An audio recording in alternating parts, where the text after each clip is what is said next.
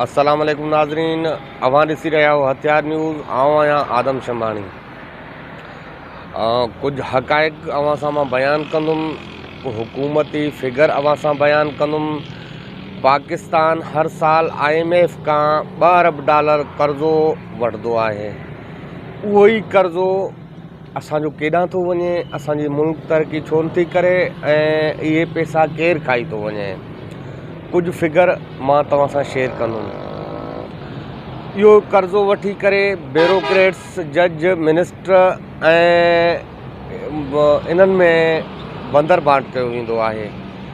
मां इहे हक़ाइक़ अवां सां बयानु कंदुमि। $4.7 बिलियन जेको आहे त मिनिस्टरनि ऐं जजिस ऐं जर्नलिस ब्यूरोक्रेट्स जे तेल ऐं इन्हनि जे सरकारी टूरनि ऐं इन ई मद में ख़र्च कया वेंदा आहिनि। जेको हिकु मिनिस्टर खे महानो 800 खां 1000 लीटर तेल ॾिनो वेंदो आहे ऐं उनखे 2-2 गाॾियूं, 4-4 गाॾियूं, प्रोटोकॉल उन ते वॾो ख़र्चो कयो वेंदो आहे। इन ख़र्चे जे हवाले सां तव्हां सां कुझु फिगर शेयर थो कयां त ईअं हलंदे जजिस खे बि 500 खां 800 लीटर तेल ॾिनो वेंदो आहे हर महीने में। ऐं ब्यूरोक्रेट्स में बि ईअं ई आहे, जंहिंजे हर ब्रिगेडियर खां वठी करे हर ब्रिगेडियर ऐं commissioner, deputy commissioner, SDO, Mukhtiar खां वठी इन्हनि खे 500 लीटर तेल ऐं 2-2 गाॾियूं, उन्हनि जा फैमिलियूं उहे अयाशूं कंदा आहिनि ऐं ख़र्च ते, सरकारी ख़र्च ते घुमंदा आहिनि।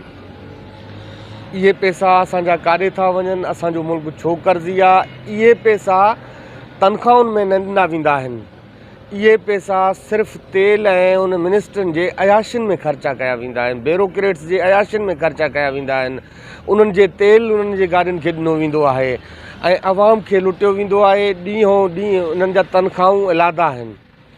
इहे $4.7 बिलियन इहे सिर्फ़ु मिनिस्टरनि, ब्यूरोक्रेट्स ऐं जजिस जे तेल जे मद में ख़र्च कया वेंदा आहिनि।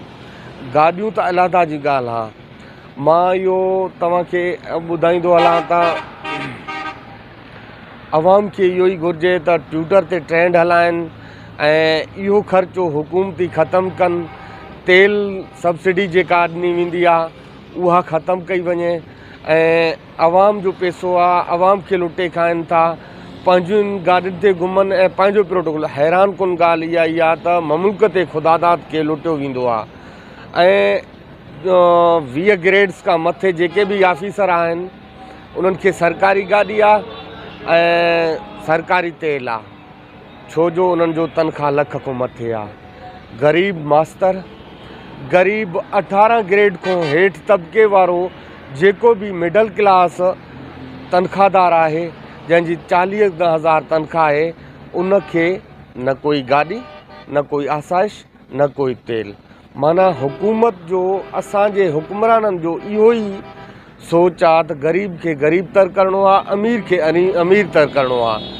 ऐं आउं तव्हांखे ॿुधाईंदो हलां त अवाम सुजाॻ थिए, अवाम ॻाल्हाए, अवाम इन्हनि खे ॻिची में वठे, अवाम मुतालबो करे त इहे तेल, इहे ख़र्चा सरकारी ख़तमु कया वञनि, इहे सरकारी गाॾियूं खसियूं वञनि त असांजो मुल्क कीअं तरक़ी थो करे।